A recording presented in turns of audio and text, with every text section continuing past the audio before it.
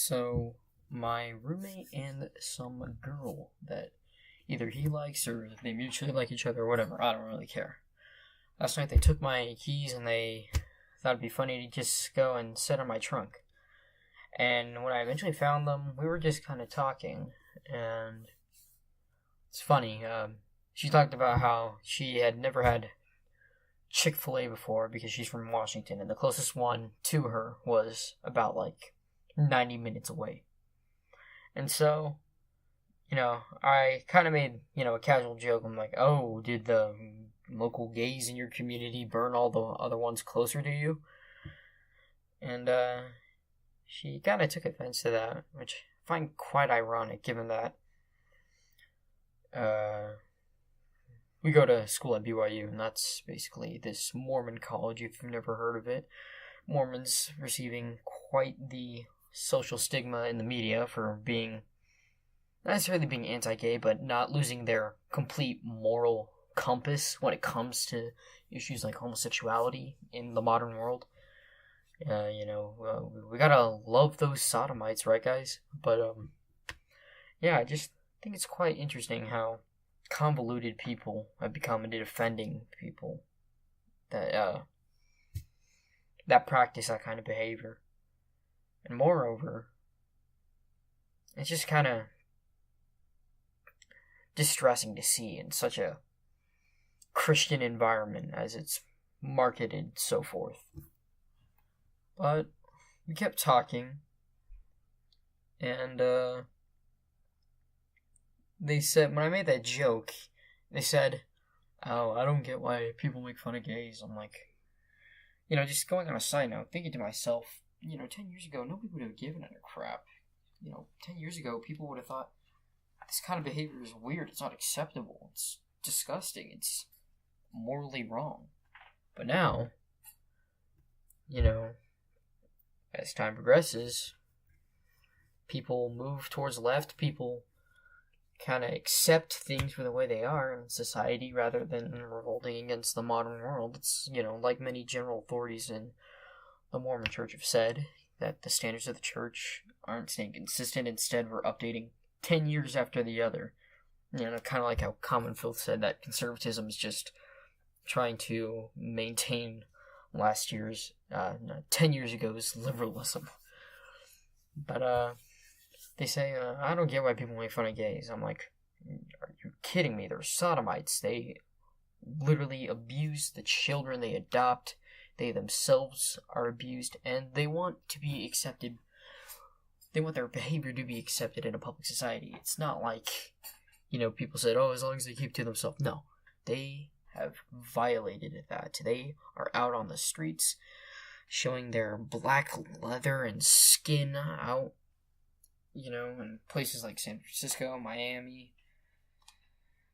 And so I said, God punishes people for their behavior. I mean, I jokingly said this too. I mean, that's why California's about to get this 9 magnitude earthquake. And they said, oh yeah, well, you're from Texas, and y'all just got hit by a tsunami or a hurricane or whatever. And I say, boy, Houston is like the modern Gomorrah. What are you talking about? But, it's just kind of interesting. Later they go on, they start talking about how great socialism is. And, I don't necessarily mind the term socialism. I mean, I guess it works in certain countries where they're racially homogenous, like, Denmark, Finland, all the Scandinavian countries. But it's not really working anymore, given the societally suicidal influx of immigrants they take in. But, that's that. But they talk about how, those are some of the happiest countries in the world. And I say, well, yeah, because all the sad people there are so depressed, they're killing themselves. They're just removing themselves from the statistics in the population.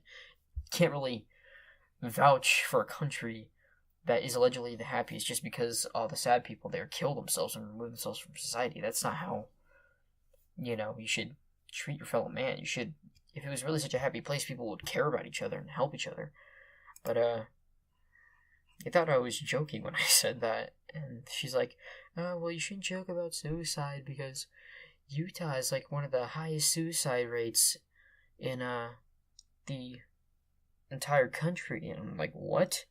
And so, believe it or not, I just, you can just do a Google search rate, highest suicide rates by state. And good grief, the Rocky Mountain range. Look at this. 29.6 people per 100,000 people is Wyoming. Followed by Alaska, which has 23 people per 100,000. Then Montana, 22.6. New Mexico, then 21.3. And then Utah follows up by 21. And I don't blame them. There's nothing to do in these places. But the problem is, Utah really surprises me because, the population of Utah is what percent Mormon?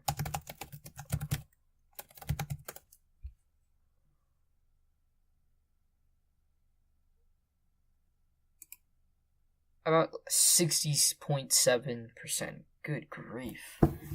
Used to be in like the 90s up until Mitt Romney made the Salt Lake Olympics really great, made it look like a nice place to live, and then of course that invited all the degenerate scum in California and Washington and Oregon to migrate east and completely shatter the culture of Utah. But so looking at the suicide rate in Utah, I looked up Utah officials unsure why suicide rate has nearly tripled since 2007. This is from the Salt Lake Tribune by Michelle L. Price for the Associated Press, published July 3rd, 2016. Now, for those of you who don't know what the Salt Lake Tribune, it's this newspaper that is obviously headquartered in Salt Lake, but they are basically what the New York Times is to Trump, they are to the LDS Church. Now, surprisingly, in this article, they don't mention the church or the word Mormon at all.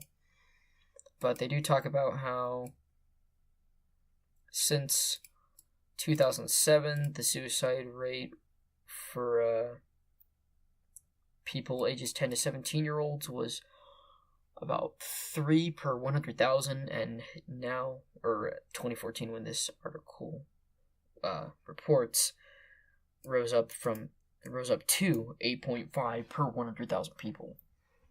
I think that's interesting. And, people in the comments like to talk about how a ton of people who are non-Mormon have obviously moved a lot to Utah since then.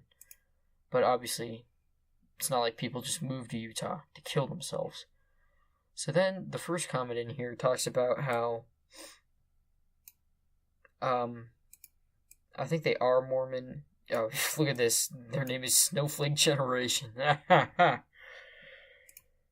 But, they write, also, for those that want to say, it's those Mormons, I bet the number of Mormons in Utah population has gone down a little since 2007. It sure has not tripled, so that is not an explanation either. One contributing factor could be social media. Some studies I've read is that those that use social media a lot tend to be more depressed than those that don't.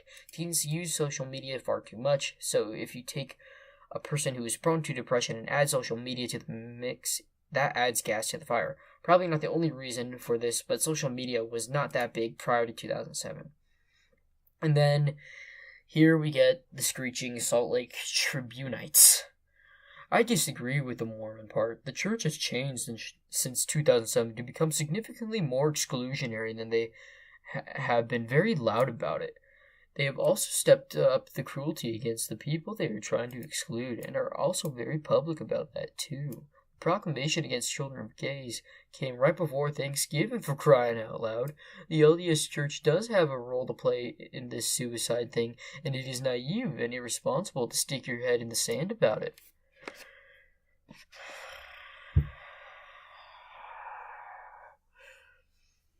Yeah, let's blame an organization that believes in God. No, I'm not going to say that. Obviously, it's a church, for crying out loud, and they're blaming them for suicide rates just because they take God's word seriously and they don't allow sodomites in their church. It's completely ridiculous. if there is a sodomite that attends your church and they are encouraged to come into your church, they're not there to help, and they're not there to help themselves nor anyone there. In fact, they're there to bring down people to their level because of the way they feel so miserably. If you actually cared about those kinds of people that practice that kind of behavior, you do the moral thing and you'd set them on the right path out of love. The non-loving thing to do is to let them to continue on that path of self-destruction to the point where they'll never be able to get anything fully out of life. But going back to this whole article on the Salt Lake Tribune and in the comments, we got this one LDS person saying, oh, it's not the church's fault, it's social media. And then we got this one person, what does it say, Ashuro? I don't even know if I'm pronouncing that right. They're complaining that it is the church's fault. It's very naive to say, because they say that, I disagree with the Mormon part, the church has changed since 2007 to become significantly more exclusionary. They've stepped up the cruelty against the people they're trying to exclude. The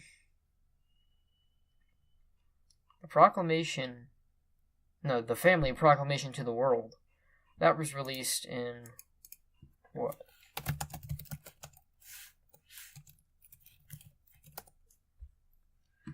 Let's see, that was released in 1995, where they clearly stated, marriage is between a man and a woman. And most people, when they read that in 1995, they thought, yeah, no, duh.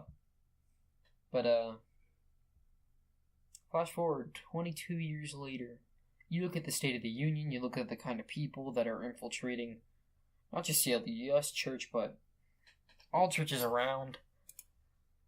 And although the LDS Church has been a lot more vigilant in defending themselves from this kind of thing, they are not immune to criticism like people who read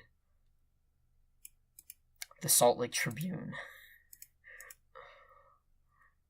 Now, of course, this comment mentions, obviously, the proclamation about how they're not going to baptize kids who are the adoptees or just the children of gay parents or whatever, because they don't want their lives to be completely split between seeing that kind of sodomite behavior in their own home and then seeing something that preaches completely against that at the place where they worship their God.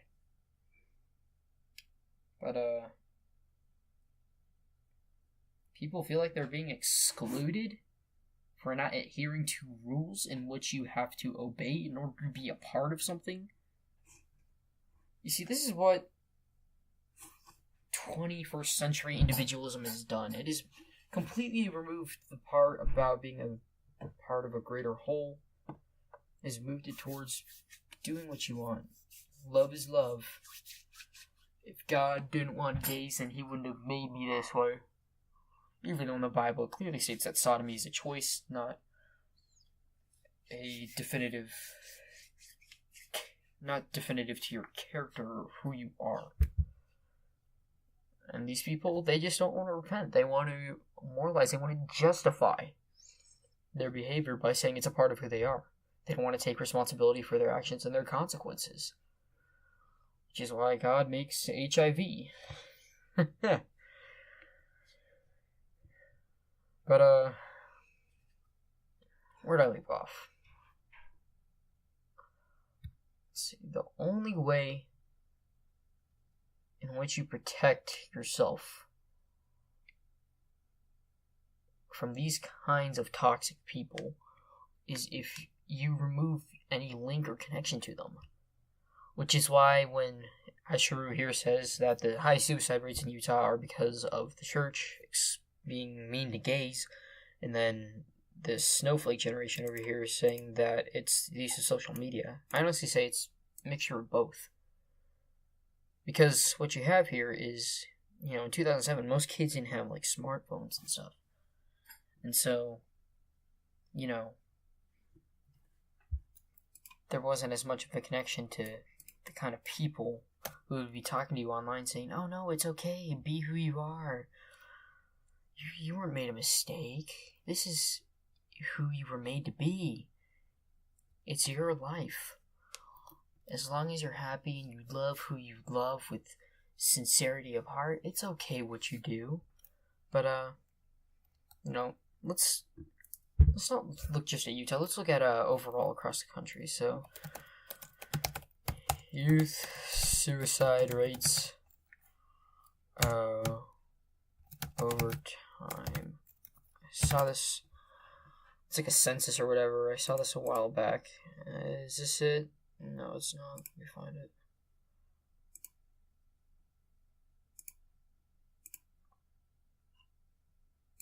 Where did I find it? Oh, here it is. No, I don't want the CDC. Click here for the full report.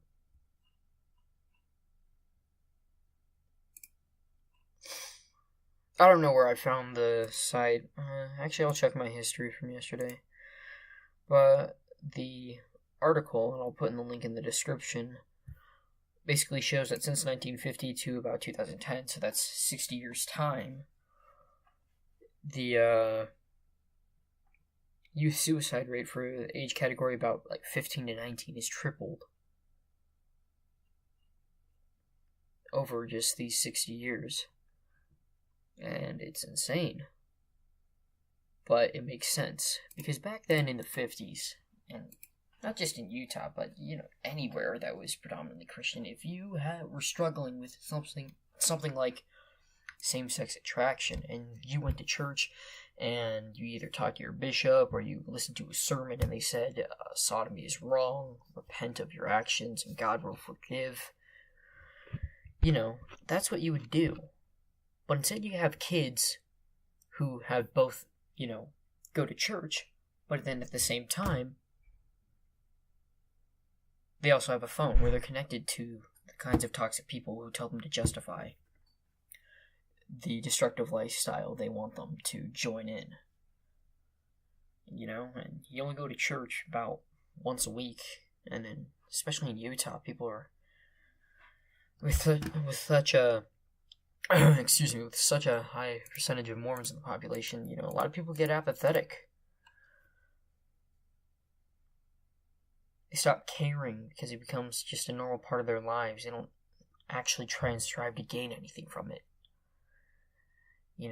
What they do here is only once a week.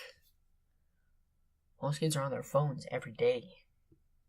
Good few hours every day. Let's see. Time.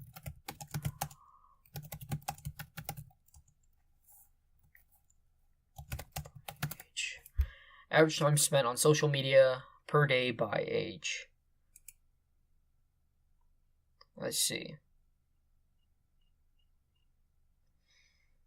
The average person spends about 40 minutes on YouTube, 35 minutes on Facebook, 25 minutes on Snapchat, 15 minutes on Instagram, 1 minute on Twitter. It's crazy. Every day, YouTube is filled with sodomite filth. Facebook, if you want it, you can find it. Snapchat, the stories and the ads to the social media outlets they try to get people to watch, like BuzzFeed or Vice, they're filled with people who are saying, it's okay. It's interesting. Look at this cute couple. They adopted this little kid, and they're just like any normal heteronormative family. Let's see here. Over a lifetime, the average person spends about 18 days on Twitter, 8 months on Instagram. Snapchat. 1 year, 2 months on Snapchat, and 1 year, 7 months on Facebook, and 1 year, 10 months on YouTube. And depending on how often you go to church and how much, let's just give the average. Mormons, they go to church for 3 hours. Most people go to church for 1. I'm just going to average it out for 2. Then you multiply that by what? 2 hours to 52.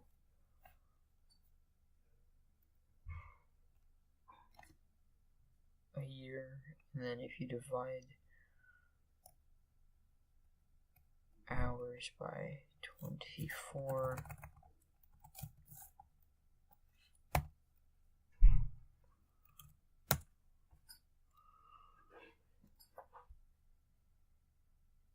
I don't know if I did this right, but I got that. If you go to church at least 2 hours a week times 52, and then multiply that times the average lifetime, which is about 75, you only spend about 325 days of your whole life in church. If you even go to church, 325 days, continually straight, of all the hours added up throughout your whole life in church. That's only 325 days, not even a year. But instead, people choose to fill their life with the filth that is social media. Obviously, the one that you feed, the wolf that you feed more, is the one that wins within you. That is how the sodomite invades the Christian community, how they guilt people over suicide, which is such a completely ridiculous idea, because it's a final solution for a short-term problem, just as Common Filth said it. And it's so sad that people do this, because they think that nobody will ever love them, because these people online are telling them that the environment that they live in will oppress them forever, when really, that environment is trying to create a means for ways for you to get back to God, to see the light of Christ in your life. But instead, the sodomite wins, and spiritually they are dead, and physically they will make you dead too, if they can't bring you down to the same level where they are spiritually. So, that's just my thought. There'll be more to come. So just feel free to like, subscribe, comment, whatever. I'll read some comments out in the next video. But until then, Western Pyron signing off.